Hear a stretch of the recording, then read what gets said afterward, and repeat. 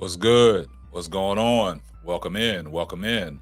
Welcome to another episode of the Simply Ball Dropping Podcast, coming to you via the YouTube airways. I'm your host and the man behind the mic, K-Sap. And today, man, we got a hot topic for you today. But when you come across this video, make sure you like, comment, subscribe. Make sure you got your post notifications on so you'll know every time Simply Ball Dropping drops another hot banger. And if this is your first time coming across the channel and you're new to the platform, do me a favor. Hit that subscribe button. Post your comments. Share the video out. Make sure you give it a thumbs up. I see everybody in the comments section. Hashtag salute. And you know what my mantra is.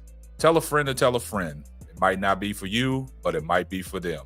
Well, let's get right off into it, man. We got some breaking news, man. Breaking news. Now, we all know the relationship that Stephen A. Smith and Jason Whitlock has had over the years. This stems back from centuries, man. These two guys generally do not like each other. Now, I produced a show the other day stating that Jason Whitlock came on his platform and wanted to talk his truth about Stephen A. Smith. So what did he do? He did some research on Stephen A. Smith, and he come to find out he is questioning Stephen A. Smith when he played basketball at Winston-Salem State. He wrote a book called Straight Shooter, and Jason Whitlock has debunked every talking point that Stephen A. Smith has wrote in the book, going on far as saying that Stephen A. Smith did not write that memoir. Said he had some ghostwriters. They had to change everything up in there because it was so fabricated. There's a story in the book about his collegiate career at Winston-Salem State where Jason Whitlock can't find no proof, no evidence that this even took place. And Jason Whitlock put Stephen A. Smith's credibility on blast and said he's an industry plant. So what did he do? He said that in the book that on a Sunday, a pickup game, he hit 17 straight shots, and Big House Gaines from Winston-Salem State offered him a full ride at Winston-Salem State University, HBCU.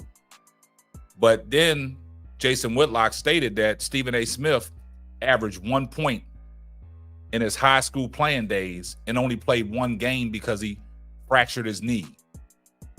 So now he's questioning Stephen A. Smith's credibility on writing this book, and is this book fabricated? So now what happens? Stephen A. Smith has responded. He was on ESPN First Take talking to Shannon Sharp and Molly Curran. Also, he was giving kudos to Shannon Sharp for breaking the internet with the interview with Cat Williams and giving him his praises. Let's take a listen to what Stephen A. Smith said. I wrote a memoir last year, and it's a New York Times bestseller. And today it goes into paperback. It's on sale in paperback today.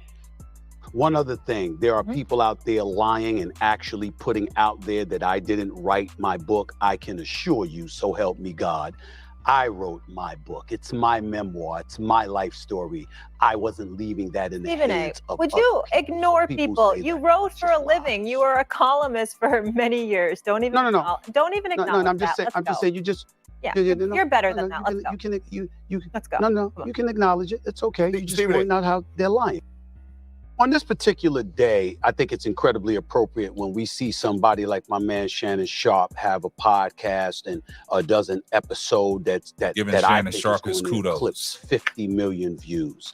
I think it's a lesson to be learned, and it's a lesson that we need to extend to a lot of professional athletes out there who have their podcast and who go on podcasts and think they have voices and whatever, and some of them do, of course. You know what? We have voices too. I want to remind the world, this is Stephen A., baby. I'm not running from anybody. He said he's not running. And if somebody is going to misquote me, usually I'm going to make an effort to set the record straight. Now, there are some people, as Shannon constantly reminds me, that deserve to be ignored. There are people in the media, fat bastards to be specific, who are Jason completely Whitlock. irrelevant and are starving for attention because all they have left is clicks, because their credibility has been shredded everywhere else. And those people are left to be dealt with another day. But outside of that, I want to make sure that people out there who have their podcasts and have their platforms and all of this other stuff, if you're credible enough and I choose to care enough, I will respond off of anything that I have to say. All I ask is that if you're going to come at me, could you at least quote me accurately and contextualize accurately? That's all I ask. Wow. So you heard what Stephen A. Smith had to say. So you heard that, right? So it's kind of funny that the thing about it is he is making reference to Jason Whitlock. And let's give Stephen A. Smith the bomb.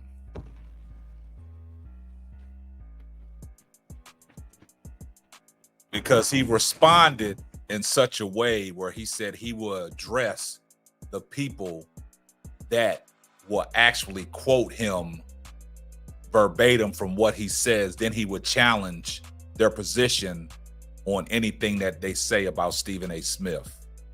But Jason Whitlock has went on record to say that Stephen A. Smith has fabricated the whole Winston-Salem State playing days, and the book is a false narrative and it's fictional. We all know the beef, and this is not the first time that Stephen A. Smith has responded to Jason Whitlock as calling him a fat bastard. Now, Jason Whitlock, when he hears that, he takes it with a grain of salt, because once he responded before, he said, he know that people, call him fat. He needs to do better. So that really didn't bother him. But I think this time, Jason Whitlock has got underneath of Stephen A. Smith's skin. And I'm waiting for Stephen A. Smith to go on his podcast and unleash the ether that he wants to unleash on Jason Whitlock. Because in his soliloquy, he stated that I will address certain people that quote me factual. And that's what Jason Whitlock did. He quoted him factual on the things that he said in his memoir. And if you go back to the show I produced 3 days ago, Jason Whitlock said he read the book from front to back. And he just finding it hard to even fathom this guy getting a scholarship at Winston-Salem State, because Big House Gaines said it himself that at that time money was tight and they could barely offer scholarships. But you offer a scholarship to a kid in New York on a snowy day that made 17 shots in a row, and you give him a full ride scholarship that day because he made 17 shots in a row. Jason Whitlock finds that hard to believe, man. And a lot of people never knew nothing about that until Jason Whitlock did the research and he sat down and took time to dig in.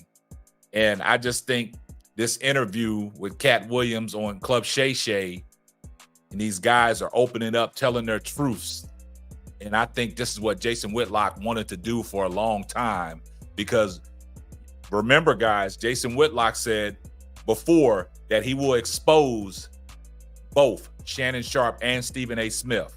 So if we find this to be credible, that Jason Whitlock is telling the truth about what transpired in this memoir and it's factual, that makes Stephen A. Smith look bad. And he also said that, Stephen A. Smith is an industry plant. They put him in position to be the face of ESPN because he has no basketball pedigree. He has no basketball knowledge, and he's just talking.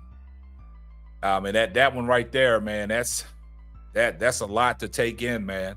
So hopefully, man, if Stephen A. Smith responds and addresses the thing, but if you notice in his soliloquy, he said that people are questioning if he wrote the book, his memoir, such as The Fat Bastards, but he never addressed the point that Jason Whitlock said about the playing days at Winston-Salem State that Jason Whitlock has debunked.